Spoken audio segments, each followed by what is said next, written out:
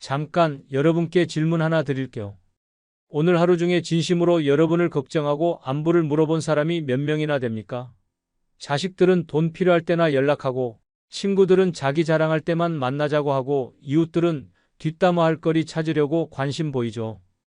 평생 남을 위해 살아왔는데 정작 내가 힘들 때 곁에 있어준 사람이 과연 몇 명이나 됐습니까? 아플 때, 병문안 와준 사람, 속상할 때 진심으로 위로해준 사람. 생각해보니 손가락에 꼽을 정도죠? 젊을 때는 인정 많은 사람이라는 말을 좋게 들었지만 나이 들고 보니 그 인정이 독이 되고 그 관계들이 짐이 되고 그 사람들이 결국 내 에너지만 빼앗아 갔다는 걸 깨닫게 됩니다. 이제는 받아들여야 합니다. 노년의 진짜 행복은 혼자서도 충분히 만족스러운 삶에서 나온다는 것을요. 누구를 기다리지도 않고 누구에게 기대지도 않고 오직 나 자신만을 위한 시간. 이것이야말로 진정한 자유가 아닐까요? 오늘은 늙어 혼자 사는 게 최고 행복한 5가지 이유를 들려드리겠습니다. 혹시 지금도 다른 사람들 때문에 스트레스 받고 계시다면 이 영상이 새로운 관점을 제시해 드릴 거예요. 구독과 좋아요는 큰 힘이 됩니다. 영상을 반드시 끝까지 시청하시기 바랍니다. 노년에 혼자 사는 게 최고 행복한 첫 번째 이유는 바로 타인의 삶에 휘둘리지 않아도 되기 때문입니다. 혹시 이런 갈등을 겪어보신 적 있나요? 자식들과는 요즘 세상을 모른다는 소리를 들으며 세대 갈등에 시달리고 이웃들과는 사소한 일로 신경전을 벌이고 친구들과도 이런저런 일로 마음이 상하는 그런 하루하루 말이에요. 더 구체적으로 말해볼까요? 아침에 일어나서 김치찌개를 끓였는데 아들이 엄마, 이렇게 짜게 먹으면 혈압 올라가요라고 잔소리하면 하루 종일 기분이 상하죠. 그래서 다음에는 싱겁게 했더니 엄마 음식이 왜 이렇게 밍밍해졌어요? 라고 또 불평해요. 저녁에는 손자가 게임하는 걸 보고 공부 좀 해라라고 했더니 아들이 엄마는 요즘 교육 방식을 몰라요. 간섭하지 마세요 라며 면박을 주고 이런 일들이 매일같이 반복되면서 집안이 전쟁터가 되는 거예요. 친구들과 만나서도 마찬가지예요. 우리 아들은 의사야, 우리 딸은 대기업. 다녀라는 자랑 섞인 이야기들 사이에서 우리 집은 별거 없는데 라며 위축되고 누군가 새 옷을 입고 나오면 나도 뭔가 사야 하나 하는 부담감에 시달리죠. 이웃 아주머니들과도 갈등이 끊이지 않아요. 왜 집 앞에 화분을 그렇게 놔두세요? 빨래 넣을 때 물이 떨어져요라는 말들을 들으면 내가 뭘 잘못했나 싶어서 하루 종일 기분이 안 좋아져요. 왜 이런 갈등이 끊이지 않을까요? 각자 살아온 방식이 다르고 가치관이 다르고 생각하는 기준이 달라서 그래요. 내가 옳다고 생각하는 게 상대방에게는 틀린 것이고 상대방이 당연하게 여기는 게 내게는 이해할 수 없는 일이 되는 거죠. 이런 갈등 속에서 살다 보면 매일이 스트레스입니다. 내가 뭘 잘못했나? 왜 나만 이해받지 못하나? 내 존재 가치가 뭔가 이런 생각들로 머릿속이 복잡해져요. 특히 남편을 먼저 보내고 혼자가 된 상황에서는 이런 갈등이 더욱 견디기 힘들어요. 그나마 내 편이 되어주던 사람이 없으니까 모든 갈등을 혼자 감당해야 하거든요. 혼자 살면 이런 갈등 자체가 존재하지 않습니다. 내가 어떻게 살든 뭘 하든 누구와 부딪힐 일이 없어요. 김치찌개를 짜게 끓이든 싱겁게 끓이든 누가 뭐라고 할 사람이 없고 TV를 하루 종일 틀어놔도 누가 간섭할 사람이 없어요. 77세 박모 씨의 경험을 들어보세요. 남편 떠나보내고 아들 집에서 3년 살았는데 하루에도 몇 번씩 갈등이 생겼어요. 사소한 것부터 시작해서 큰 소리까지. 그때마다 가슴이 답답하고 잠도 제대로 못 잤거든요. 지금은 작은 원룸에서 혼자 살지만 그런 스트레스가 전혀 없어서 매일이 평온해요. 갈등이 없어지면 어떤 변화가 생길까요? 첫째, 혈압이 안정됩니다. 화가 나고 스트레스를 받으면 혈압이 올라가는데 갈등이 없으니까 자연스럽게 혈압이 정상 범위를 유지해요. 둘째, 잠을 깊게 잡니다. 밤에 누워서 오늘 왜 그렇게 말했을까? 내일은 또 뭘로 싸우게 될까? 이런 걱정 없이 편안하게 잠들 수 있어요. 셋째, 식욕이 정상화됩니다. 스트레스를 받으면 밥맛이 없어지거나 반대로 폭식하게 되는데 마음이 편하니까 규칙적이고 건강한 식사를 할 수 있어요. 넷째, 우울감이 사라집니다. 끊임없는 갈등 속에서는 나는 사랑받지 못하는 사람인가? 내가 잘못 살아온 건가? 이런 부정적 생각이 들기 마련인데 그런 상황 자체가 없어지니까 마음이 밝아져요. 더 중요한 건 자존감이 회복된다는 점이에요. 계속 비난받고 무시당하다 보면 내가 정말 문제 많은 사람인가 하는 자기 의심에 빠지게 되는데, 갈등이 사라지면서 내가 나쁜 사람이 아니었구나를 깨닫게 되거든요. 물론 가족과의 관계가 완전히 끊어진다는 뜻은 아니에요. 오히려 적당한 거리를 두고 만나니까 서로 더 소중하게 느끼고 만날 때마다 좋은 이야기만 하게 되죠. 두 번째 이유는 바로 인간관계에서 오는 피로감과 상처를 줄일 수 있기 때문입니다. 관계가 피곤하다는 말 들어보신 적 있으시죠? 젊을 때는 몰랐어요. 사람들과 어울리는 게 즐겁고 누군가와 함께 있는 게 외롭지 않아서 좋다고 생각했죠. 그런데 나이가 들수록 점점 느끼게 돼요. 사람들과 만나는 게 이렇게 힘든 일이었구나라는 걸 말이에요. 왜 그럴까요?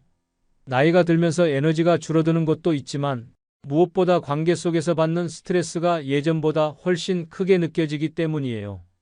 젊을 때는 그냥 넘어갔던 말 한마디, 시선 하나가 이제는 마음에 깊이 박혀서 며칠씩 아프거든요. 특히 가족 관계에서 오는 피로감은 정말 심각해요. 사랑하는 사람들이니까 더 기대하게 되고, 더 실망하게 되고, 더 상처받게 되죠. 내가 이렇게 해줬는데 왜 이럴까? 가족인데 왜 이렇게 냉정할까 하는 생각들이 마음을 갉아먹어요. 자식들과의 관계도 마찬가지예요. 좋은 마음으로 조언을 해줬는데 간섭한다는 소리를 들으면 하루 종일 마음이 상하고 안부 전화를 했는데 바쁘다며 성의 없이 받으면 내가 짐이 된 건가 하는 생각이 들어요. 친구들과의 만남도 점점 부담스러워져요. 만나면 온갖 자랑 이야기와 험담으로 가득하고 누군가는 우월감을 과시하고 누군가는 피해의식에 사로잡혀 있고 그런 사람들과 몇 시간 있고 나면 정신적으로 완전히 탈진 상태가 되죠. 혼자 살면 이런 관계적 피로감을 현저히 줄일 수 있습니다. 만나고 싶을 때만 만나고 싶지 않을 때는 만나지 않으면 되니까요. 억지로 참석해야 하는 모임도 없고 형식적으로 유지해야 하는 관계도 없어요. 82세 최모 씨의 고백을 들어보세요. 혼자 살기 전에는 일주일에 서너 번씩 누군가와 만났는데 만날 때마다 스트레스였어요. 집에 돌아와서는 오늘 또 왜 그런 말을 했을까? 저 사람이 나를 어떻게 생각할까 하며 혼자 되뇌곤 했죠. 지금은 정말 보고 싶은 사람하고만 만나니까 만남 자체가 즐거워졌어요. 관계의 선택권을 갖게 되면 질적으로 완전히 달라집니다. 의무감으로 만나는 관계가 아니라 진심으로 만나고 싶어서 만나는 관계만 남게 되거든요. 그러면 만남의 질이 높아지고 서로에게 상처 줄 일도 줄어들어요. 더 중요한 건 감정적 에너지의 보존입니다. 다른 사람들의 감정에 휘둘리지 않아도 되니까 내 감정을 내가 온전히 관리할 수 있어요. 누군가 화를 낸다고 해서 내가 덩달아 화날 필요도 없고 누군가 우울하다고 해서 내까지 우울해질 필요도 없어요. 관계에서 받는 상처도 현저히 줄어듭니다. 상처라는 건 기대와 현실의 차이에서 오는 거잖아요. 혼자 살면 다른 사람에 대한 기대 자체가 줄어들어. 이 사람이 나를 이해해 줄 거야. 이 사람은 나에게 이렇게 해줄 거야 하는 기대가 없으니까 실망할 일도 없는 거죠. 그렇다고 해서 모든 관계를 차단하라는 뜻은 아니에요. 오히려 관계의 질이 향상돼요. 억지로 만나던 관계들이 정리되고 나면 정말 소중한 몇 명과는 더 깊고 의미 있는 관계를 유지할 수 있거든요. 스스로를 돌보는 시간도 늘어납니다. 다른 사람들 감정 케어하느라 소진됐던 에너지를 이제 온전히 나를 위해 쓸 수 있어요. 내가 뭘 좋아하는지, 뭘 할 때 행복한지 다시 발견할 수 있죠. 무엇보다 마음의 평화를 얻을 수 있어요.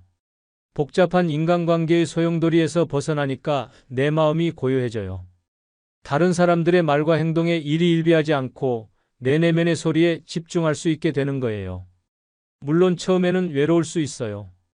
그동안 관계의 피로감에 지쳐 있으면서도 막상 혼자가 되면 적적할 수 있거든요.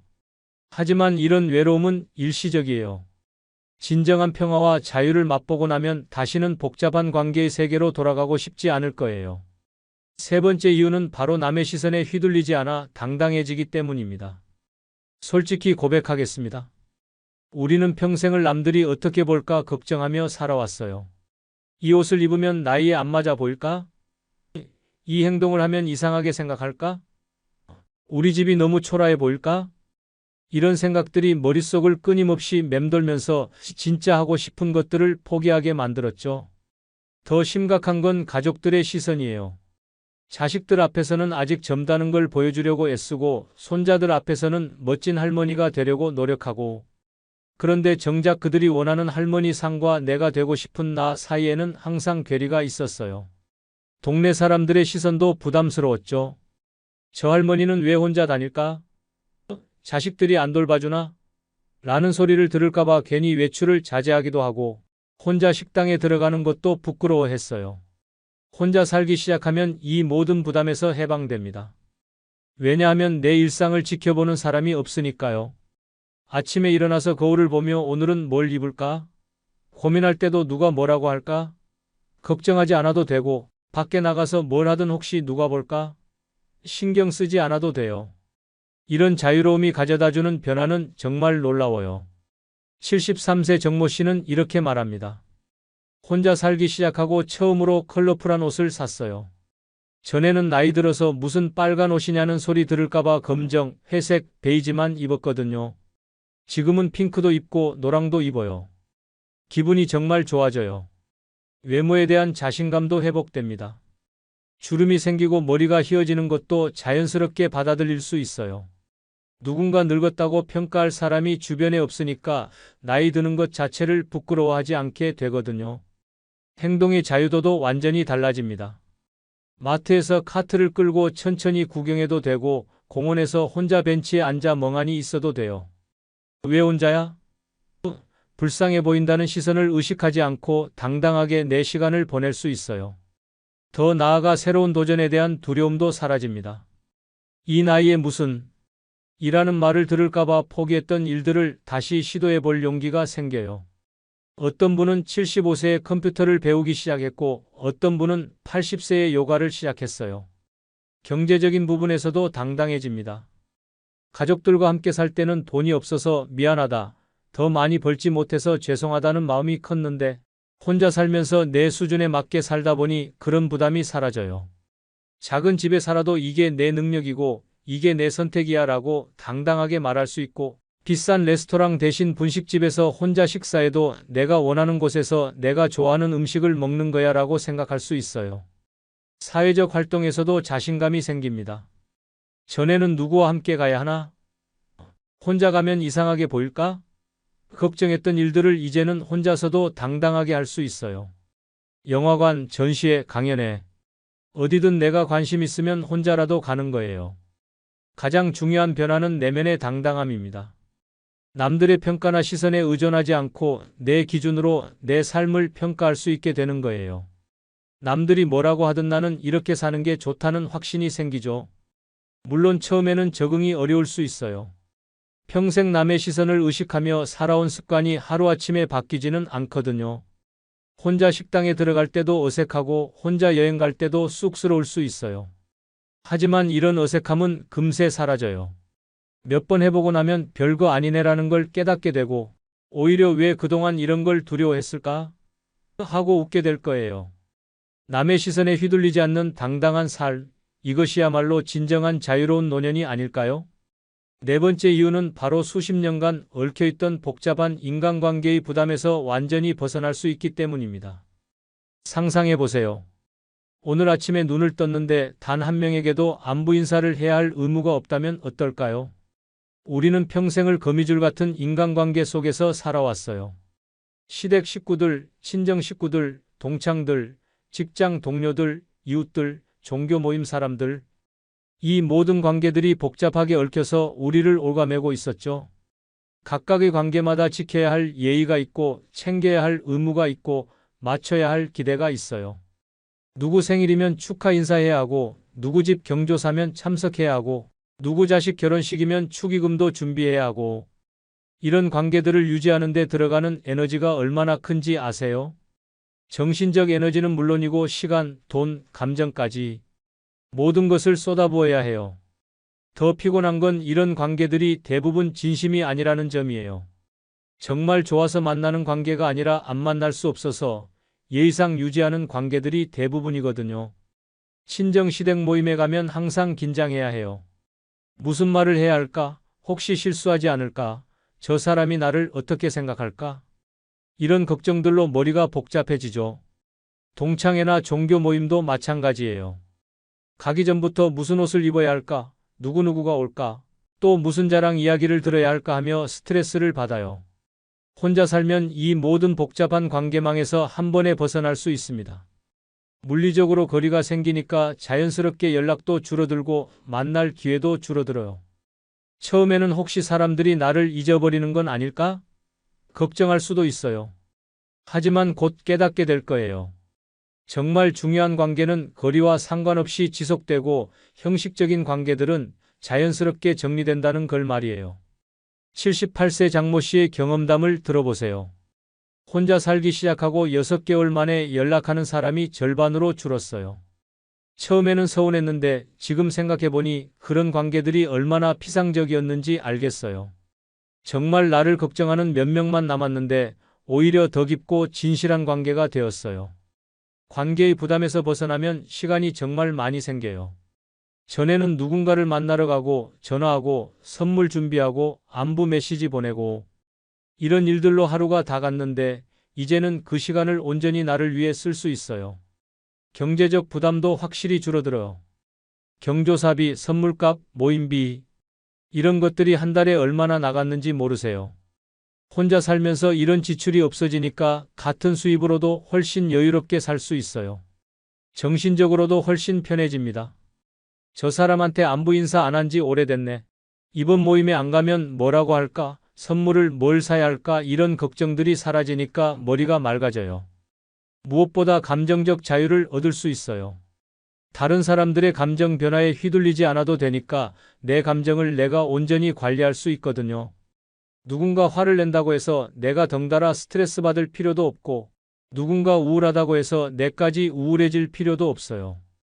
관계 정리가 되고 나면 진짜 소중한 사람들이 누구인지 명확해져요. 의무감으로 만나던 사람들과 진심으로 만나고 싶은 사람들이 구분되는 거죠. 그러면 남은 관계들의 질이 훨씬 높아져요. 새로운 관계에 대한 부담도 없어져요. 이 사람과 친해지면 또 복잡해질까? 하는 걱정 없이 자연스럽게 사람들을 만날 수 있어요. 부담 없는 관계, 깔끔한 관계만 유지할 수 있는 거죠.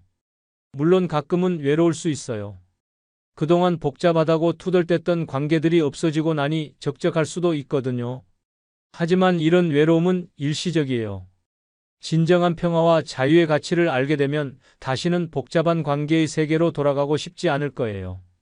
5번째 이유는 바로 60년 살아온 인생에서 처음 맛보는 완전한 자유를 누릴 수 있기 때문입니다.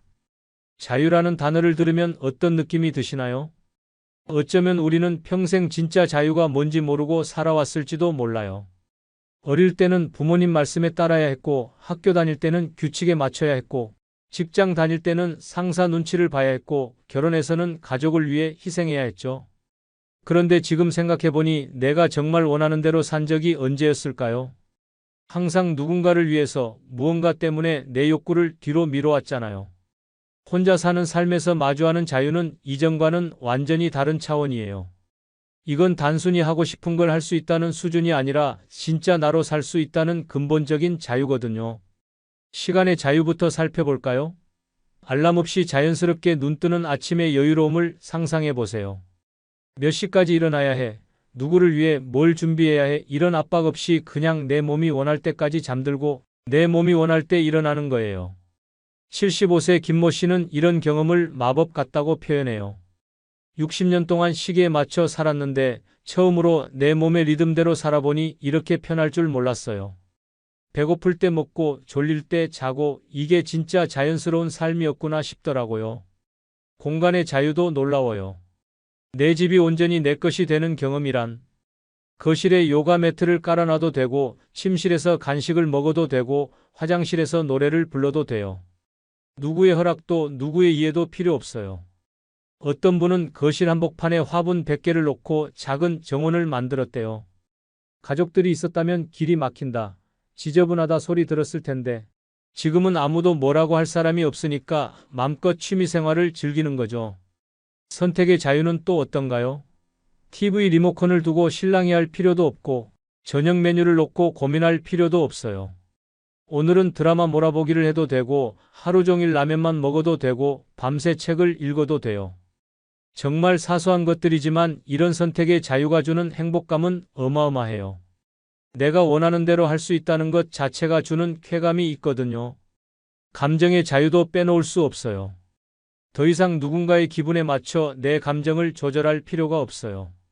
슬프면 실컷 울어도 되고 기쁘면 혼자서라도 춤춰도 되고 화가 나면 베개에 대고 소리 질러도 돼요.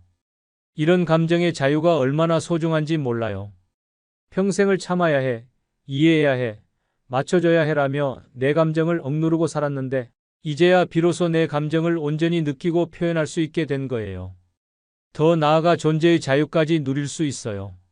누구의 아내, 누구의 어머니, 누구의 며느리가 아닌 그냥 나 자체로 존재할 수 있는 거예요. 다른 사람의 기대나 역할에 맞춰 연기할 필요 없이 있는 그대로의 나로 살 수 있어요. 이런 자유를 맛보고 나면 정말 놀라운 일이 생겨요. 잠들어 있던 창의성이 깨어나고 잊고 있던 꿈들이 되살아나고 진짜 내가 누구인지 발견하게 되는 거예요. 어떤 분은 70세에 시를 쓰기 시작했고 어떤 분은 75세에 그림을 그리기 시작했어요. 이런 재능이 있었나? 싶을 정도로 새로운 자신을 발견하는 거죠. 물론 처음에는 이런 자유가 어색할 수 있어요. 평생을 제약 속에서 살아온 사람이 갑자기 완전한 자유를 얻으면 이렇게 해도 되나? 하는 의문이 들 수 있거든요. 하지만 이런 의문도 금세 사라져요. 몇 번 자유를 만끽해보고 나면 이게 진짜 삶이었구나를 깨닫게 될 거예요. 쇼펜하우어는 이렇게 말했습니다. 인간은 혼자 있을 때 가장 행복하다. 친구라는 것은 대부분 우리의 평정심을 깨뜨리고 불안을 가져다주는 존재일 뿐이다. 니체도 노년의 친구들은 대부분 과거에 머물러 있다. 미래를 향해 나아가려면 그들의 손을 놓아야 한다. 고 말했습니다. 젊었을 때는 이 말을 이해할 수 없었습니다. 친구 없이 어떻게 살 수 있을까 생각했습니다. 하지만 나이가 들면서 이 철학자들의 말이 얼마나 현실적인지 깨닫게 됩니다. 평생 소중히 여겨온 친구들이 오히려 마음의 평화를 깨뜨리는 존재가 되어버립니다. 만날 때마다 서로의 불행을 비교하고 과거 추억에만 매달리며 현재의 문제들로 서로를 힘들게 만듭니다. 건강과 경제력의 차이는 우정을 갈등으로 바꿔놓습니다. 이제는 인정해야 할 때입니다. 늙어서 친구가 오히려 가장 큰 짐이 된다는 사실을 말입니다.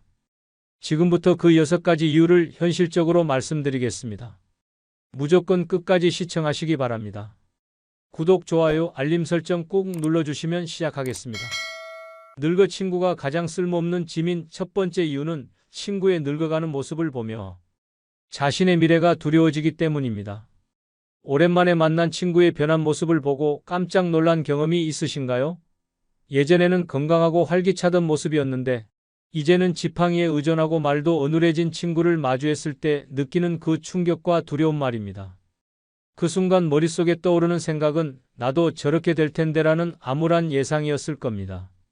나이가 들면서 가장 피하고 싶은 현실 중 하나가 바로 늙음에 대한 두려움입니다. 우리는 모두 나이 들어가고 있지만 그 사실을 직면하기는 쉽지 않습니다. 거울 속 내 모습도 피하고 싶은데 친구의 늙은 모습을 보면 더욱 잔혹한 현실이 눈앞에 펼쳐집니다. 그것은 바로 나의 미래 모습이기 때문입니다. 더 무서운 것은 친구들이 하나둘 병들어가는 모습을 지켜봐야 한다는 사실입니다. 치매에 걸려 나를 알아보지 못하거나 몸이 불편해져서 휠체어에 의존하는 모습을 보면 어떤 기분이 드시나요? 동정심보다는 공포감이 먼저 밀려오지 않으신가요? 나도 언젠가는 저렇게 될 텐데라는 생각에 잠을 못 이루신 적도 있으실 겁니다.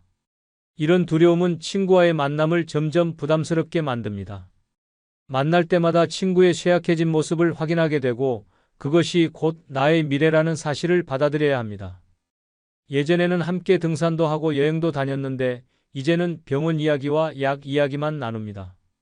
이런 만남이 과연 즐거울까요? 박씨 할아버지는 평생 친구가 파킨슨병에 걸린 후로 만나기가 힘들어졌다고 합니다. 친구의 떨리는 손과 불안정한 걸음걸이를 볼 때마다 자신도 언젠가는 그렇게 될지 모른다는 공포에 시달린다고 하네요. 우리는 모두 건강하고 활기찬 모습으로 기억되고 싶어 합니다. 하지만 친구들과의 만남은 그런 환상을 깨뜨립니다. 서로의 늙어가는 모습을 확인하고 죽음에 한 걸음씩 다가가고 있다는 사실을 상기시킵니다. 이런 만남에서 희망이나 활력을 찾을 수 있을까요? 더 심각한 문제는 이런 두려움이 우울증으로 이어질 수 있다는 점입니다. 친구의 쇠약한 모습을 보며 자신의 미래를 비관하게 되고 삶의 의미를 잃어버리게 됩니다. 살아봤자 저렇게 되는 건데 무슨 의미가 있나라는 생각에 빠지게 됩니다. 이런 감정은 정신건강에 매우 해롭습니다. 젊었을 때는 친구들과 미래에 대한 꿈과 희망을 나눴습니다. 하지만 이제는 병원 이야기와 죽음에 대한 불안만 공유하게 됩니다. 만날 때마다 서로의 건강 상태를 체크하고 누가 더 아픈지 비교하며 언제까지 살 수 있을지 걱정합니다. 이런 대화가 과연 도움이 될까요?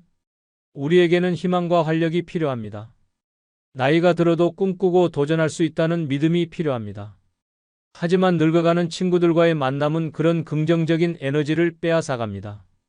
대신 두려움과 절망만 남겨줍니다. 이런 관계가 과연 우리에게 도움이 될까요?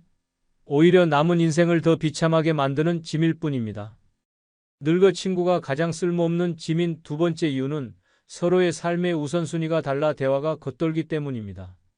친구와 만나서 대화를 나누는데 도무지 화제가 맞지 않는 경험을 해보신 적 있나요? 나는 건강관리에 대해 진지하게 이야기하고 싶은데 친구는 손자 자랑만 늘어놓거나 내가 취미 활동에 대해 말하면 친구는 돈 걱정만 하면서 전혀 다른 방향으로 대화가 흘러가는 그런 상황 말입니다. 그때 느끼는 답답함과 소외감을 아실 겁니다. 나이가 들면서 각자의 삶의 우선순위는 크게 달라집니다. 어떤 사람은 건강이 가장 중요하다고 생각하고 어떤 사람은 자녀와 손자가 전부라고 여깁니다. 또 다른 사람은 경제적 안정을 최우선으로 두거나 종교나 봉사활동에 모든 에너지를 쏟기도 합니다. 젊었을 때는 비슷한 관심사를 가졌던 친구들도 이제는 완전히 다른 길을 걷고 있습니다. 이런 차이는 대화를 매우 어색하게 만듭니다. 내가 중요하게 생각하는 주제에 대해 이야기해도 친구는 별로 관심을 보이지 않습니다. 반대로 친구가 열심히 이야기하는 내용이 나에게는 전혀 흥미롭지 않습니다. 결국 서로 다른 얘기를 하면서 시간만 보내게 됩니다. 더 심각한 문제는 이런 우선순위 차이가 가치관의 충돌로 이어진다는 점입니다. 건강을 중시하는 사람은 운동과 식단 관리에 투자하는 것이 당연하다고 생각하지만 자녀 중심적인 사람은 그런 것을 이기적이라고 여깁니다. 경제적 안정을 추구하는 사람과 정신적 풍요를 중시하는 사람 사이에는 깊은 골이 생깁니다. 박씨 할아버지는 요즘 독서와 글쓰기에 푹 빠져 있는데 평생 친구는 그런 걸로 뭐하냐, 손자나 더 돌봐라라고 핀잔을 준다고 합니다. 서로 추구하는 가치가 달라서 대화할 때마다 갈등이 생긴다고 하네요. 이런 상황에서 진정한 소통은 불가능합니다. 각자 자신이 중요하게 생각하는 것만 이야기하고 상대방의 관심사는 무시하거나 폄하합니다. 대화라기보다는 각자의 독백을 번갈아 하는 것에 불과합니다. 이런 만남에서 무엇을 얻을 수 있겠습니까? 젊었을 때는 공통의 관심사가 많았습니다. 일, 연애, 결혼, 육아 등 비슷한 인생 단계를 겪으면서 서로 공감할 수 있는 주제들이 풍부했습니다. 하지만 나이가 들면서 각자의 경험과 환경이 달라지고 그에 따라 관심사도 완전히 갈라집니다. 같은 나이대라고 해서 같은 고민을 하는 것은 아닙니다. 더 안타까운 것은 이런 차이를 인정하지 않고 자신의 기준으로 상대방을 판단한다는 사실입니다. 내가 너무 소극적이야 또는 넌 너무 욕심이 많아라는 식으로 서로를 비판합니다. 다름을 틀림으로 여기고 자신의 선택만이 옳다고 주장합니다. 이런 관계에서 어떻게 편안함을 느낄 수 있겠습니까? 우리에게는 자신만의 우선순위대로 살 권리가 있습니다. 나이가 들어서도 새로운 것에 도전하고 싶은 사람도 있고 조용히 가족과의 시간을 보내고 싶은 사람도 있습니다. 하지만 옛 친구들은 그런 다양성을 받아들이지 못합니다. 자신과 다른 선택을 하는 것을 이해하지 못하고 끊임없이 간섭하려 합니다. 이제는 인정해야 할 때입니다. 서로 다른 길을 걷는 사람들과 억지로 관계를 유지하는 것은 의미가 없습니다. 대화가 겉돌고 이해할 수 없는 관계라면 더 이상 우정이라 할 수 없습니다. 그런 관계는 서로에게 스트레스만 주는 무거운 짐일 뿐입니다. 늙어 친구가 가장 쓸모없는 짐인 세 번째 이유는 친구가 내 약점을 기억하고 있기 때문입니다. 오랜 친구와 만났을 때 갑자기 수십 년 전 창피했던 일을 꺼내며 그때 내가 얼마나 우스꽝스러웠는지, 아직도 생생해라고 말하는 순간을 경험해 보신 적 있나요? 그 순간 얼굴이 빨갛게 달아오르면서 왜 그런 이야기를 지금 꺼내는지 이해할 수 없었던 그 기분 말입니다. 나이가 들면서 가장 부담스러운 것 중 하나가 바로 과거의 짐입니다. 젊었을 때는 실수도 많이 하고 부끄러운 일도 겪었습니다. 하지만 세월이 흐르면서 그런 일들을 잊고 싶어 하고 새로운 모습으로 살아가고 싶어 합니다. 문제는 오랜 친구들이 그 모든 과거를 기억하고 있다는 사실입니다. 더 심각한 것은 이런 친구들이 그 기억을 무기로 사용한다는 점입니다. 대화 중에 자연스럽게 옛날 이야기를 꺼내면서 상대방을 위축시킵니다. 내가 무슨 말을 하는 거야? 예전에 너는 이랬잖아라는 식으로 현재의 나를 과거의 실수로 규정해버립니다. 이런 상황에서 어떤 기분이 드시겠습니까? 우리 모두는 변화하고 성장합니다. 젊었을 때의 미숙함이나 실수가 평생 나를 따라다닐 이유는 없습니다. 하지만 오랜 친구들은 그 변화를 인정하려 하지 않습니다. 오히려 과거의 모습에 나를 가두려고 합니다. 너는 원래 그런 사람이야 라고 단정 지으면서 현재의 노력이나 변화를 무시해버립니다. 김씨 할머니의 경우를 보면 40년 친구가 만날 때마다 젊었을 때 경제적으로 어려웠던 시절 이야기를 꺼낸다고 합니다. 그때 내가 돈 없어서 얼마나 쪼들렸는지 기억나지? 라고 하면서 지금의 안정된 생활을 폄하한다는 겁니다. 이런 친구들과 있으면 끊임없이 과거의 그림자에 시달리게 됩니다. 새로운 도전을 하려고 해도 내가 그런 걸 할 수 있겠어? 예전에 실패했잖아 라는 말을 듣게 됩니다. 자신감을 가지려고 해도 과거의 약점을 들먹이며 주눅들게 만듭니다. 이것이 과연 건강한 관계일까요? 더 큰 문제는 이런 기억들이 시간이 지날수록 왜곡된다는 사실입니다. 실제보다 더 과장되어 기억되거나 맥락은 빠지고 부정적인 부분만 남게 됩니다. 친구는 자신이 기억하는 대로가 진실이라고 믿고 그것을 근거로 현재의 나를 판단합니다.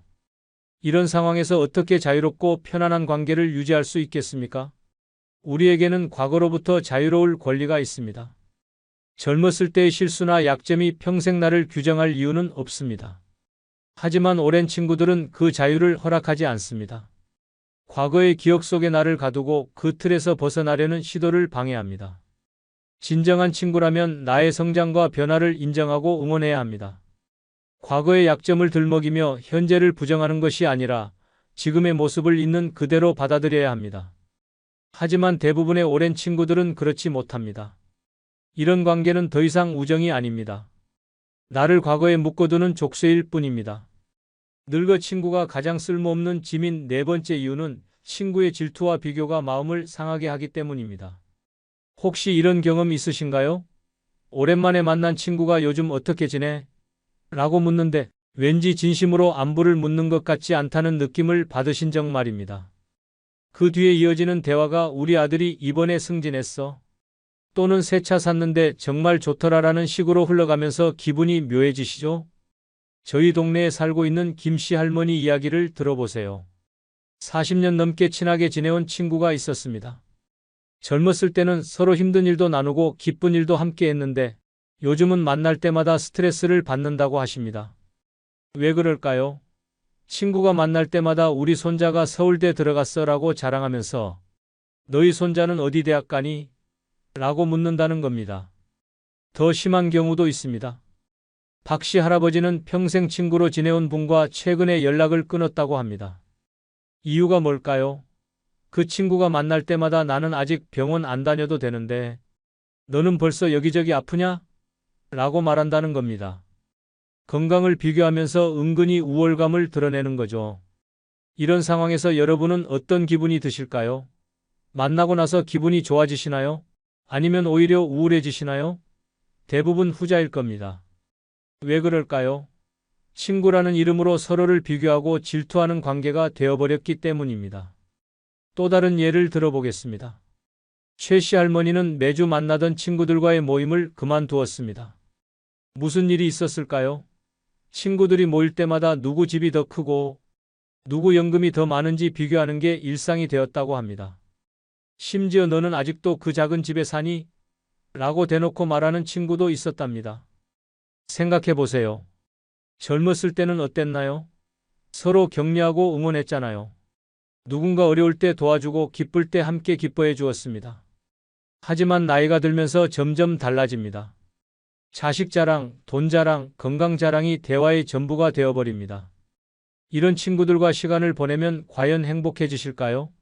아니면 더 외롭고 초라해지실까요? 여러분도 한번 생각해 보세요. 최근에 친구들과 만나서 기분 좋게 헤어진 적이 언제인가요? 아마 오래전 일일 겁니다. 이제는 솔직히 인정해야 할 때입니다.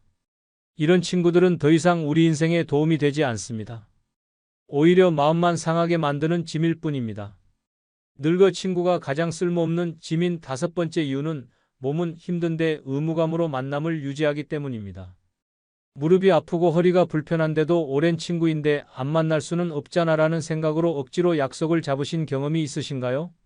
집에서 쉬고 싶은 마음이 간절한데도 친구가 섭섭해할까봐 참고 나가신 적 말입니다. 그런데 막상 만나고 나면 피곤함만 더해지고 몸은 더 힘들어지는 그런 상황을 겪어보셨을 겁니다. 나이가 들면서 가장 큰 변화 중 하나가 바로 체력의 급격한 저하입니다. 예전에는 하루 종일 돌아다녀도 멀쩡했는데 이제는 조금만 움직여도 금세 지칩니다. 외출 한번 하는 것도 큰 부담이 되고 집에서 조용히 쉬는 것이 가장 편안합니다. 하지만 친구들과의 관계는 그런 현실을 고려해주지 않습니다. 더 힘든 것은 친구들 역시 나이가 들어서 만남 자체가 서로에게 부담이 된다는 사실입니다. 모두 몸이 불편하고 피곤한데도 우정을 지켜야 한다는 의무감 때문에 억지로 만남을 이어갑니다. 이런 만남에서 진정한 즐거움을 찾을 수 있을까요? 서로 힘든 몸을 이끌고 나와서 어색한 시간을 보내는 것이 과연 의미가 있을까요? 실제로 많은 분들이 이런 딜레마를 겪고 계십니다. 친구를 만나고 싶은 마음은 없지만 오랜 관계를 끊기는 어려워서 계속 만나고 있습니다. 약속을 잡을 때부터 부담스럽고 만나는 동안에도 빨리 집에 가고 싶어 합니다. 헤어진 후에는 온몸이 아프고 며칠간 회복하느라 고생합니다. 이 씨 할머니는 매주 만나던 친구들과의 모임이 이제는 고역이 되었다고 합니다. 관절염 때문에 걷기도 힘든데 친구들이 서운해할까봐 계속 참석하고 있다는 겁니다. 집에 돌아오면 며칠간 몸살을 앓는다고 하네요. 젊었을 때는 친구들과의 만남이 활력소였습니다. 함께 있으면 에너지가 충전되고 기분이 좋아졌습니다. 하지만 이제는 정반대가 되었습니다. 만남이 에너지를 빼앗아가고 몸과 마음을 더욱 지치게 만듭니다. 그런데도 계속 만나는 이유는 무엇일까요? 단지 의무감 때문입니다. 이런 의무감은 건강에도 해롭습니다. 몸이 쉬어야 할 때 억지로 활동하면 회복이 더디어지고 병이 악화될 수 있습니다. 스트레스도 증가하고 면역력도 떨어집니다. 친구를 위한다는 명목으로 자신의 건강을 해치는 것입니다. 이것이 과연 올바른 선택일까요? 더 안타까운 것은 친구들도 똑같은 상황이라는 사실입니다. 서로 힘든 몸을 이끌고 나와서 억지 웃음을 짓고 빨리 집에 가고 싶어 하면서도 내색하지 못합니다. 모두가 부담스러워하는데도 아무도 먼저 그만 만나자고 말하지 못합니다. 이런 관계가 과연 건강한 우정일까요? 우리에게는 솔직할 권리가 있습니다. 몸이 힘들면 쉬어야 하고 만나기 싫으면 거절할 수 있어야 합니다. 진정한 친구라면 그런 상황을 이해해 줄 것입니다. 하지만 대부분의 친구 관계는 그렇지 못합니다. 의무감과 체면 때문에 서로를 힘들게 만드는 관계로 변질되어 버립니다. 이제는 정직하게 인정해야 할 때입니다. 몸이 힘든데 억지로 유지하는 관계는 더 이상 우정이 아닙니다. 서로에게 부담만 주는 무거운 짐일 뿐입니다. 건강한 노후를 위해서는 이런 의무적인 관계에서 벗어날 용기가 필요합니다. 늙어 친구가 가장 쓸모없는 짐인 여섯 번째 이유는 고집이 세져서 조언을 전혀 듣지 않기 때문입니다. 친구를 위해 진심으로 걱정하는 마음으로 조언을 해주었는데 나는 내 방식대로 할 거야 라고 딱 잘라 말하면서 아예 들으려고 하지 않는 상황을 겪어보셨나요? 그때 느끼는 그 답답함과 허무함을 아시는 분들이라면 이 이야기에 깊이 공감하실 겁니다. 나이가 들면서 가장 크게 변하는 것 중 하나가 바로 고집입니다. 젊었을 때는 다른 사람의 의견을 듣고 받아들이는 유연함이 있었습니다. 하지만 세월이 흐르면서 자신만의 경험과 신념이 굳어지고 그것이 절대적인 진리라고 믿게 됩니다. 문제는 이런 고집이 친구 관계에서 큰 갈등을 만든다는 점입니다. 저희 동네 이씨 할아버지는 60년 친구가 건강식품에 매달려 한 달에 수십만 원씩 쓰는 걸 보고 조언했지만 너는 모르는 소리 하지 말아라는 말만 돌아왔다고 합니다. 친구를 걱정하는 마음이었는데 도리어 원망을 듣게 되었다고 하네요. 왜 이런 일이 생길까요? 나이가 들면서 자존심이 더 강해지기 때문입니다. 누군가 자신의 판단에 의문을 제기하면 그것을 개인적인 모독으로 받아들입니다. 내가 이 나이까지 살면서 그것도 모르겠냐는 식으로 반응하게 됩니다. 자신의 경험을 절대시하고 다른 관점을 받아들이려 하지 않습니다. 더 심각한 문제는 이런 고집이 점점 더 강해진다는 사실입니다. 한번 마음을 정하면 아무리 명백한 증거를 보여줘도 인정하지 않습니다. 심지어 잘못된 결과가 나와도 운이 나빴을 뿐이라고 합리화합니다. 조언을 해주는 사람을 오히려 방해꾼으로 여기기까지 합니다. 얼마나 많은 분들이 이런 상황을 겪고 계실까요? 친구를 위해 진심으로 조언해 주었는데 도리어 나이 들어서 간섭하지 말아라는 말을 들어보신 분들이 대부분일 겁니다. 그때 느끼는 그 허탈함과 서운함, 정말 이루 말할 수 없죠. 젊었을 때는 서로 조언하고 받아들이는 관계였습니다. 누군가 실수하면 이렇게 하는 게 어때? 라고 말해주고 그것을 고마워했습니다. 하지만 이제는 완전히 달라졌습니다. 조언은 간섭이 되고 걱정은 참견이 됩니다. 자신의 방식만이 옳다고 믿고 다른 의견은 전혀 받아들이지 않습니다. 이런 친구들과 관계를 유지하는 게 과연 의미가 있을까요? 무엇을 말해도 듣지 않고 걱정해줘도 고마워하지 않습니다. 오히려 조언하는 사람을 불편해하고 멀리합니다. 이런 관계는 더 이상 우정이 아닙니다. 그냥 서로에게 스트레스만 주는 짐일 뿐입니다. 진정한 소통이 불가능한 관계에서 무엇을 기대할 수 있겠습니까? 지금까지 늙어서 친구가 가장 쓸모없는 짐이 되는 6가지 이유를 말씀드렸습니다. 많은 분들이 아직도 착각하고 계십니다. 친구 없이 어떻게 살아? 라고 걱정하시지만 정작 그 친구들 때문에 얼마나 고통받고 계신지는 모르고 계십니다. 오늘 이 영상을 끝까지 보신 분들은 이제 아실 겁니다. 진짜 문제가 무엇인지 말입니다. 친구가 없어서 외로운 게 아니라 잘못된 친구 때문에 더 외로워지는 겁니다. 스트레스 받는 관계를 억지로 유지하느라 정작 자신을 돌볼 시간도 에너지도 잃어버리는 겁니다. 이제는 선택하십시오. 계속 그 무거운 짐을 지고 살 것인가, 아니면 용기를 내서 진정한 자유를 찾을 것인가. 혼자라고 외로운 것이 아닙니다. 잘못된 사람들과 함께 있을 때가 진짜 외로운 겁니다. 오늘부터 시작하세요. 불필요한 관계는 과감히 정리하고 자신만의 행복을 찾아가세요. 그것이 진정한 지혜로운 노후입니다. 나는 그 사람을 믿었습니다. 세상에 이런 착한 사람도 있구나, 그렇게 생각했어요. 그런데 제 통장에서 사라진 돈이 1,200만 원입니다. 77세 유선옥 씨는 3개월간 자신을 챙겨주던 남자에게 속았습니다. 처음엔 반찬을 나눠주고 병원에 같이 가주고 말동무가 되어준 그 사람이 어느 날 말했습니다. 어머니, 딱 한 번만 도와주세요. 그 순간 그녀는 외면하지 못했습니다. 결과는 배신이었습니다. 이 이야기는 남의 얘기가 아닙니다. 지금 당신 옆에 있는 바로 그 사람이 이런 모습일 수 있습니다. 노인을 노리는 사기꾼들이 점점 교묘해지고 피해자들은 점점 많아지고 있습니다. 2024년 한 해 동안만 전국에서 발생한 노인 대상 사기 피해 금액은 3천억 원을 넘었습니다. 하지만 대부분의 피해자들은 끝까지 말하지 못합니다. 창피해서, 억울해서, 스스로를 탓해서 침묵합니다. 그 침묵 뒤엔 또 다른 피해가 이어지고 있습니다. 지금 이 순간에도 누군가는 가족 같은 사람에게 인생을 송두리째 빼앗기고 있습니다. 이 영상 반드시 끝까지 보셔야 합니다. 당신의 노후를 지키는데 결정적인 분기점이 될 것입니다. 아직 구독과 좋아요 누르지 않으셨다면 지금 꼭 눌러주시기 바랍니다. 노년에 조심해야 할 첫 번째 사람은 외로움을 파고들며 감정을 흔드는 사람입니다. 사람은 나이 들수록 외로움에 약해집니다. 자식은 바쁘고 친구는 하나둘 떠나고 텅 빈 집안에서 혼자 TV를 보며 하루를 보내는 일이 점점 익숙해질 때 누군가 다정하게 말을 걸어오면 그게 얼마나 따뜻하게 느껴지는지 그 마음 저도 너무나 잘 압니다. 서울 노원구에 사는 박정임 씨는 남편과 사별한 지 8년째였습니다. 자식은 외국에 살고 있고 평소엔 혼잣말을 하며 하루를 버티는 날이 더 많았습니다. 그런 그녀에게 어느 날 작은 우연처럼 한 남자가 다가왔습니다. 공원 벤치에서 마주친 이 남자는 유쾌하고 매너 있었으며 박 씨의 말에 진심으로 귀를 기울여주는 듯 보였습니다. 대화는 며칠 뒤 전화로 이어졌고 한 달도 안 돼 거의 매일 서로 안부를 묻고 함께 식사를 하고 때로는 팔짱을 끼고 걷는 사이가 됐습니다. 박 씨는 오랜만에 삶이 따뜻해졌다고 느꼈고 남자는 늘 이렇게 말했습니다. 나는 당신을 지켜주고 싶어요. 당신만 믿으세요. 하지만 그 믿음은 함정이었습니다. 어느 날 남자가 조심스레 돈 얘기를 꺼냈습니다. 지인한테 사기를 당해서 급하게 300만 원만 있으면 해결돼요. 다음 주면 무조건 갚을게요. 나를 믿는다면 도와줄 수 있죠? 박 씨는 그제야 망설였습니다.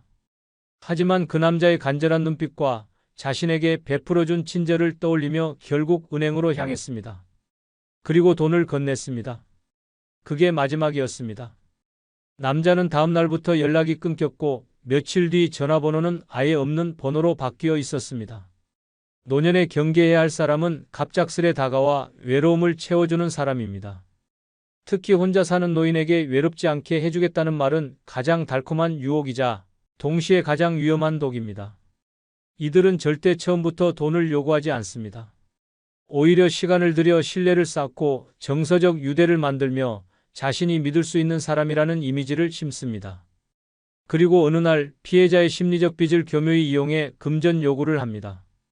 내가 그동안 해준 걸 생각하면 이 정도는 도와줄 수 있잖아요? 이 한마디에 박 씨는 거절하면 내가 너무 냉정한 사람이 되는 것 같아 결국 지갑을 열었다고 했습니다. 외로운 마음을 이해합니다. 따뜻한 말 한마디에 눈물이 나고 누군가 내 안부를 묻는 그 순간에 살아있다는 느낌을 받는다는 말도요. 하지만 그 따뜻함이 진짜인지 아니면 철저히 계산된 접근인지 반드시 의심하셔야 합니다. 노년의 삶에서 진짜 위협은 거친 외부가 아니라 친절한 얼굴로 다가오는 사람일 수 있습니다. 그 누구보다도 당신을 지키고 지갑을 지키고 마음을 지켜야 하는 사람은 바로 당신 자신입니다. 두 번째로 반드시 경계해야 할 사람은 도움을 가장한 제안을 먼저 꺼내는 사람입니다. 겉으로는 당신을 돕겠다고 하지만 속셈은 당신의 통장에 있습니다. 부산 해운대에 사는 이정규 씨는 74세입니다. 아내와 사별한 뒤로 사람들과의 연락도 점점 줄었고 혼자 지내는 시간이 길어졌습니다. 그러던 어느 날 우연히 마트 앞에서 짐을 옮기다가 허리를 삐끗해 잠깐 주저앉은 순간 한 여자가 다가왔습니다. 어르신 괜찮으세요? 병원 같이 가드릴까요? 다정한 말투에 의지하고 싶어졌고 두 사람은 병원까지 함께 택시를 타고 갔습니다. 그렇게 연락이 시작됐고 그녀는 종종 반찬을 해다주고 병원도 동행하며 가족처럼 지냈습니다. 문제는 2달쯤 지난 어느 날부터 시작됐습니다. 어르신, 이 집 너무 오래된 거 아니에요? 요즘 보일러 폭발 사고도 많고 제가 아는 분이 리모델링을 싸게 해주는데 지금 안 하면 나중에 돈 더 듭니다. 처음엔 단순한 조언 같았지만 며칠 뒤 실제로 공사업체 직원이 찾아왔습니다. 그리고 말도 안 되는 가격에 계약서를 내밀었습니다. 이정규 씨는 의심했지만 이미 마음을 준 상대였습니다. 그 사람이 이렇게까지 나서서 말하는데 뭔가 이유가 있겠지라고 생각했습니다. 결국 계약서에 도장을 찍었고 보증금 500만 원이 빠져나갔습니다. 그러나 공사는 시작되지 않았고 여자는 잠적했습니다. 두 번째 유형의 사람은 도움을 주는 척하며 결정권을 슬그머니 넘겨받는 사람입니다. 노년기에는 나는 잘 모른다며 누군가에게 의사결정을 위임하기 쉬워집니다. 하지만 그 작은 위임이 인생의 균형을 무너뜨릴 수 있습니다. 이들은 먼저 당신의 불편한 점을 콕 짚습니다. 오래된 집, 낡은 차, 불편한 몸, 느린 인터넷, 고지서를 보며 이건 바꿔야 해요라고 말하죠. 그리고 자신이 해결해 주겠다고 나섭니다. 정작 그 해결 뒤에는 커미션, 소개비, 수수료, 사기 계약서가 숨어 있고 피해는 당신의 이름으로 시작됩니다. 더 무서운 점은 이 과정이 대부분 도와주는 말투로 포장돼 있다는 겁니다. 제가 다 알아보고 연락드릴게요. 믿고 맡기세요. 어르신은 그냥 편히 계시면 됩니다. 이런 말이 나오기 시작하면 바로 멈추셔야 합니다. 이정규 씨는 말했습니다. 내가 선택한 것도 아닌데 내 통장에서 돈이 나가 있더라고. 나중에야 내가 당한 걸 알았지. 도움을 핑계로 다가오는 사람은 위험합니다.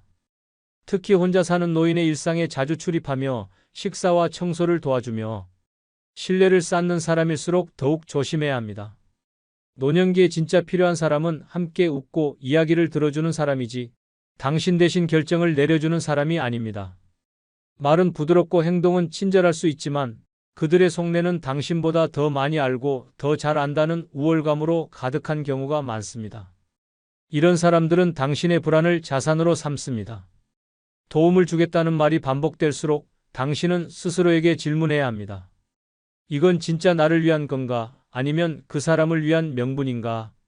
그 질문이 당신의 지갑과 자존심을 지키는 방패가 될 것입니다. 노년에 조심해야 할 세 번째 사람은 사소한 호의를 반복하며 정을 쌓는 사람입니다.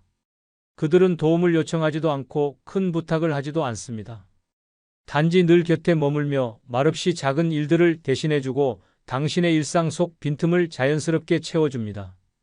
하지만 바로 그 틈이 가장 위험한 침투 지점이 될 수 있습니다. 대구 수성구에 사는 이현숙 씨는 올해 78세입니다. 남편과 사별한 뒤 12년째 혼자 살고 있고 자식들은 타지에서 바쁘게 살아갑니다. 요양원은 아직 이르다는 생각에 스스로 밥을 챙기고 빨래를 돌리고 아파트 단지를 하루 한 바퀴씩 걷는 게 일상이었습니다. 늘 같은 시간, 같은 벤치, 같은 나무 앞에서 햇볕을 쬐는 그 자리에 어느 날부터 한 젊은 남자가 보이기 시작했습니다. 처음에는 그저 스쳐가는 인사였습니다. 안녕하세요, 어르신. 오늘도 운동 열심히 하시네요. 그 한마디에 이 씨는 어색한 미소만 지었지만 그 후로 마주칠 때마다 남자는 인사를 놓치지 않았습니다. 어느 날은 장을 보고 돌아오는 길에 그녀가 숨을 헐떡이는 걸 보더니 자연스럽게 장바구니를 들어주었습니다. 무거운 거 들지 마세요. 제가 집 앞까지만 모셔다 드릴게요. 그 말 한마디에 이 씨는 마음이 놓였습니다. 며칠 뒤 우연히 엘리베이터 앞에서 다시 마주친 그는 쓰레기 봉투를 대신 내려주겠다고 했고 그 후로 가끔 그녀의 집에 들르는 사이가 됐습니다. 날이 흐린 날엔 우산을 씌워주었고 정기검진 결과표를 스마트폰으로 확인해 주기도 했습니다. 그러던 어느 날 집안 전등이 나간 상황에서 우연히 놀러왔던 그는 제가 교체해 드릴게요. 이런 건 남자가 해줘야죠 라며 드라이버를 들고 천장을 향했습니다. 이 씨는 처음으로 누군가에게 의지한다는 따뜻함을 느꼈습니다. 젊은 사람이 아무런 대가 없이 자신을 돕는다는 사실이 고마웠고 속으로 이런 아들이 있었으면 얼마나 좋을까라는 생각도 했습니다. 그날 이후 그는 더 자주 집에 들렀고 마치 가족처럼 행동했습니다. 하지만 그 믿음은 3달이 지나 깨졌습니다. 어느 날 외출 후 돌아온 이 씨는 서랍 속에 넣어둔 비상금 120만 원이 사라진 것을 발견했습니다. 처음엔 당황했습니다. 치매 초기인가 싶어 집안을 샅샅이 뒤졌고 자책도 했습니다. 하지만 결국 떠오른 것은 단 하나의 얼굴이었습니다. 집을 드나들던 그 남자. 경찰에 신고했고 확인 결과 그는 이미 노인 대상 절도 전과가 있었습니다. 경찰은 말했습니다. 이 사람 노인 심리를 정확히 알고 접근합니다. 처음엔 절대 돈 얘기 안 해요. 대신 신뢰를 쌓고 생활 깊숙이 들어오죠. 이 씨는 한참을 울었습니다. 내가 그 사람 반찬도 해줬어요. 전등 고쳐줬을 때 진심으로 고마웠는데 사람을 의심할 줄 몰랐던 내가 바보였어요. 정은 반복된 친절 속에서 만들어지지만 경계심은 잊으면 안 되는 무기입니다. 사람 좋은 얼굴, 부드러운 말투, 작은 호의 뒤에 숨어있는 의도를 파악하는 힘. 그것이 바로 노년을 지키는 방패입니다. 노년에 조심해야 할 4번째 사람은 불쌍한 사연으로 연민을 자극하는 사람입니다. 그들은 처음부터 요구하지 않습니다. 다만 자신이 얼마나 힘든 처지에 놓여 있는지를 반복해서 이야기합니다. 불쌍한 표정, 한숨 섞인 말투, 헝클어진 옷차림. 그 모든 게 마치 도와달라고 외치는 듯 보입니다. 문제는 그 연민이 진심이 아니라 계산일 수 있다는 점입니다. 인천 부평구에 사는 유병선 씨는 80세입니다. 2년 전 남편을 떠나보낸 뒤로 삶의 생기가 줄어들었습니다. 가까운 시장만 다녀와도 숨이 차고 식사는 라면과 밥 말아 먹는 날이 많아졌습니다. 그런 어느 날 아파트 앞 벤치에 앉아 쉬고 있을 때 낯선 여자가 말을 걸어왔습니다. 어머, 여기 살아요? 저도 이 근처인데 어르신처럼 점잖은 분은 처음 봐요. 처음엔 스쳐가는 인연인 줄 알았습니다. 하지만 그 여자는 거의 매일 같은 시간에 나타났습니다. 대화는 조금씩 깊어졌고 어느 날부터 그녀는 자신의 사정을 털어놓기 시작했습니다. 사실 남편한테 폭력당하고 도망 나왔어요. 돈도 없고 애 하나 키우느라 너무 힘들어요. 유 씨는 마음이 흔들렸습니다. 본인도 한때 가난했던 시절이 있었고 어린 자식을 키우던 때를 떠올리면 지금도 가슴이 먹먹했기 때문입니다. 며칠 뒤 그 여자는 눈물을 글썽이며 말했습니다. 지금 당장 애 밥값이 없어요. 아침도 못 먹이고 보냈어요. 제가 다시 갚을게요. 한 10만 원만 도와주시면 안 될까요? 유 씨는 망설이다가 봉투에 돈을 넣어 건넸습니다.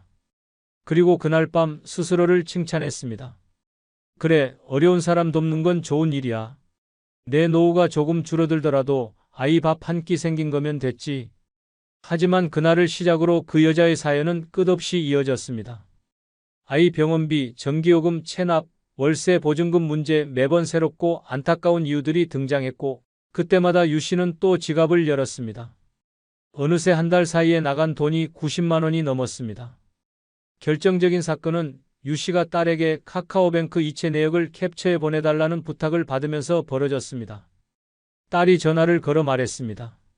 엄마, 이 사람 누구야? 왜 이렇게 반복적으로 이체가 돼 있어? 이거 사기야. 당장 경찰에 가자. 그제야 유 씨는 무너졌습니다. 경찰 조사 결과 그 여자는 인근 아파트 단지를 돌며 70세 이상 독거 노인을 대상으로 같은 방식으로 접근해 12명에게서 총 1천만 원 가까운 돈을 받아낸 인물이었습니다. 유 씨는 말했습니다. 내가 바보였어요. 그 사람이 울 때 나도 울었는데 그 눈물이 다 거짓이었대요. 우리가 조심해야 할 사람은 바로 당신의 동정심을 겨냥해 다가오는 사람입니다. 특히 자신의 불행을 자랑하듯 이야기하고 피해자처럼 보이려는 사람은 반드시 거리를 두어야 합니다. 진짜 힘든 사람은 반복적으로 돈을 요구하지 않습니다. 진짜 절박한 사람은 낯선 이에게 의지하지도 않습니다. 노년기의 마음은 더욱 연약해지고 누군가의 슬픈 이야기는 마치 내 이야기처럼 느껴지곤 합니다. 하지만 그 감정의 문을 열기 전에 반드시 이 질문을 던져야 합니다. 이 사람은 왜 나에게만 이런 얘기를 할까? 왜 도와달라는 말이 이렇게 자주 반복될까? 내가 감정에 흔들리지 않고 판단할 수 있는가? 불쌍해 보인다는 이유만으로 지갑을 여는 순간 상대는 그 감정의 틈을 확실히 기억합니다. 그리고 다음에는 더 큰 사연과 더 큰 부탁이 당신 앞에 놓일 것입니다.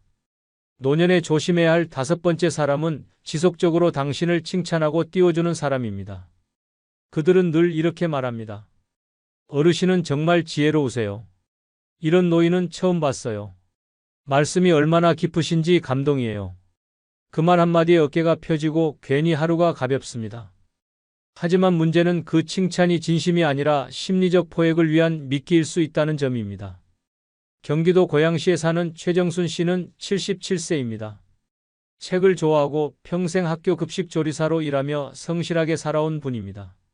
노년에 접어든 지금은 매일 도서관에 가는 것이 유일한 낙이었고 자식들과는 주말마다 영상통화를 하는 정도로만 연락을 유지했습니다. 그 도서관 앞 벤치에서 자주 마주치던 50대 남성이 있었습니다. 어느 날 그가 먼저 말을 걸었습니다. 어르신, 저번에 책 읽으시던 모습이 너무 인상 깊어서요. 어쩜 이렇게 멋지신가요? 처음엔 의심스러웠지만 그 남자의 말투는 정중했고 지나치게 다가오지도 않았습니다. 며칠 뒤 그는 이런 말을 했습니다. 제가 최근에 작은 출판사를 하나 차렸습니다. 어르신 같은 분의 삶을 책으로 내보면 얼마나 좋을까 그런 생각이 들었습니다. 최 씨는 순간 웃음을 터뜨렸습니다. 내 이야기를 누가 읽겠어요? 하지만 남자는 진지했습니다. 아닙니다. 이런 삶이야말로 지금 세대에게 꼭 필요한 이야기입니다. 그날 이후 그는 매일처럼 전화를 걸어왔고 카페에서 만난 자리에서는 칭찬을 쏟아냈습니다. 선생님은 언변이 대단하세요. 감수성도 남다르시고요. 이런 분은 흔치 않습니다. 그러더니 조심스럽게 제안했습니다. 소책자로만이라도 출간해 보시죠. 인쇄도 나오고 출판 기념회도 열어드릴게요. 대신 인쇄비는 선생님 부담인데 총 280만 원입니다. 최 씨는 망설였습니다. 그런데 남자가 다시 말했습니다. 이건 비용이 아니라 투자입니다. 선생님이 얼마나 가치 있는 삶을 살아오셨는지 그걸 세상에 남기자는 거죠. 결국 최 씨는 적금을 깼습니다. 그리고 280만 원을 송금했습니다. 결과는 참담했습니다. 책은 나오지 않았고 출판사도 문을 닫았습니다. 전화번호도 바뀌어 있었습니다. 경찰에 신고해봤지만 이미 피해자가 여럿 있었고 돈을 돌려받을 방법은 없다고 했습니다. 최정순 씨는 말했습니다. 나는 칭찬을 진심이라고 믿었어요. 평생 그런 말 들어본 적이 없거든요. 누가 내 삶을 같이 있다고 말해준 게 처음이었어요. 당신이 조심해야 할 사람은 바로 이런 칭찬으로 마음의 문을 여는 사람입니다. 그들은 말재주가 뛰어납니다. 당신의 자존심을 긁어주고 세상에 인정받지 못했던 외로움을 정확히 파고듭니다. 마치 오랜 친구 같고 당신을 진심으로 존경하는 사람처럼 다가오지만 사실은 감정을 낚시질하는 기술자일 뿐입니다. 노년에는 인정받고 싶은 마음이 커집니다. 누구도 당신을 칭찬해주지 않을 때 누군가가 당신은 특별하다고 말하면 그 말이 가슴 깊이 파고듭니다. 하지만 그 말 뒤에 제한이 따라온다면 반드시 한 걸음 물러서야 합니다. 칭찬 뒤에 돈 얘기가 나온다면 그것은 칭찬이 아니라 장사입니다. 누가 당신을 띄워주더라도 그 말이 지갑을 향하고 있는지 반드시 살펴보셔야 합니다. 당신의 가치는 돈으로 증명되지 않습니다. 노년에 조심해야 할 6번째 사람은 가족 같은 존재를 자처하며 사적으로 얽히는 사람입니다. 그들은 자신을 아들처럼, 딸처럼, 동생처럼 여겨달라고 말합니다. 처음엔 아무 조건 없이 도와주고 당신을 위로하고 시간도 함께 보냅니다. 하지만 그 친밀함 뒤에 따라오는 건 돈, 부탁, 계약서입니다. 경북 안동시에 사는 김영분 씨는 79세입니다. 남편 없이 홀로 살아온 지 오래고 자식도 없이 지냈습니다. 외로움을 달래려 종종 동네 복지관 프로그램에 참여했고 그곳에서 만난 한 30대 여성이 어느 날 다가와 말했습니다. 어머님, 저 엄마 생각나게 하세요. 저도 어릴 적에 엄마를 일찍 여의고 자랐거든요. 그 말 한마디가 김 씨의 마음을 열었습니다. 그녀는 자주 연락을 해왔고 집까지 찾아와 밥을 같이 먹고 설거지를 도왔습니다. 김 씨는 정이 들었습니다. 처음에는 도와주는 고마운 아가씨였는데 어느 순간 정말 내 딸 같았다고 말합니다. 혼자 밥을 먹던 집에 웃음소리가 생기고 외출도 함께하며 삶의 활기가 돌기 시작했습니다. 그러던 어느 날 그 여성이 이렇게 말했습니다. 어머님, 사실 지금 다니는 직장이 좀 불안정해서요. 그런데 제가 창업 아이템이 하나 있어요. 300만 원만 투자해 주시면 2배로 돌려드릴게요. 나중엔 어머님 모시고 살게요. 김 씨는 망설였습니다. 하지만 모시고 살겠다는 말 한마디에 결국 통장을 열었습니다. 그렇게 돈이 전달됐고 그날 이후 연락은 점점 뜸해졌습니다. 조금 바빠요. 다음 주에 봬요라는 말만 반복됐고 한 달이 지나자 전화는 꺼진 상태가 됐습니다. 김 씨는 충격을 받았습니다. 배신감과 허탈감, 분노보다 더 큰 감정은 부끄러움이었다고 했습니다. 내가 혼자 살아서 외롭다는 걸 그 사람이 알고 이용한 거잖아요. 내가 너무 어리석었어요. 이렇듯 마지막으로 조심해야 할 사람은 가족 역할을 자처하는 사람입니다. 그들은 말합니다. 어머님, 저 진짜 어머님 같아서 그래요. 또 말합니다. 아버님, 우리 집에도 이런 분 계시면 얼마나 좋을까 싶어요. 그리고 어느 순간부터 돈이 필요하다, 보증이 필요하다, 당신의 이름이 필요하다는 말이 따라옵니다. 진짜 가족은 그렇게 말하지 않습니다. 가족은 돈을 전제로 사랑을 조건 삼지 않습니다. 하지만 이들은 정서적 유대를 쌓은 뒤 그 유대를 거래로 바꿉니다. 특히 독거노인이나 가족관계가 느슨한 어르신들은 이들에게 쉽게 마음을 열 수 있습니다. 식사 한 끼, 정리해주는 방, 명절에 전해주는 작은 선물 하나에 눈물이 날 만큼 감동하는 나이. 그 감정을 노리는 사람이 바로 이 유형입니다. 스스로 자식 같은 사람이라 말하는 사람은 대부분 그 뒤에 자식이라면 받을 수 있는 것들을 노립니다. 정은 소중합니다. 하지만 정을 앞세우는 사람은 반드시 의심해야 합니다. 노년의 가장 아픈 상처는 돈이 아니라 믿음의 배신입니다. 그러니 기억하세요. 가족 같은 사람은 가족이 아닙니다. 이런 사람들을 조심하지 않으면 평생 모은 노후 자금이 순식간에 사라질 수 있습니다. 처음엔 친절한 말 한마디, 작은 도움, 따뜻한 관심으로 시작하지만 결국 당신의 신뢰를 이용해 돈을 요구합니다. 문제는 그들이 절대 강요하지 않는다는 겁니다. 대신 스스로 마음을 열게 만들고 스스로 돈을 건네게 만듭니다. 이걸 한번 허용하면 두 번은 더 쉬워집니다. 그 결과 수백에서 수천만 원이 빠져나갑니다. 진짜 위험은 그럴 리 없겠지 하는 순간부터 시작됩니다.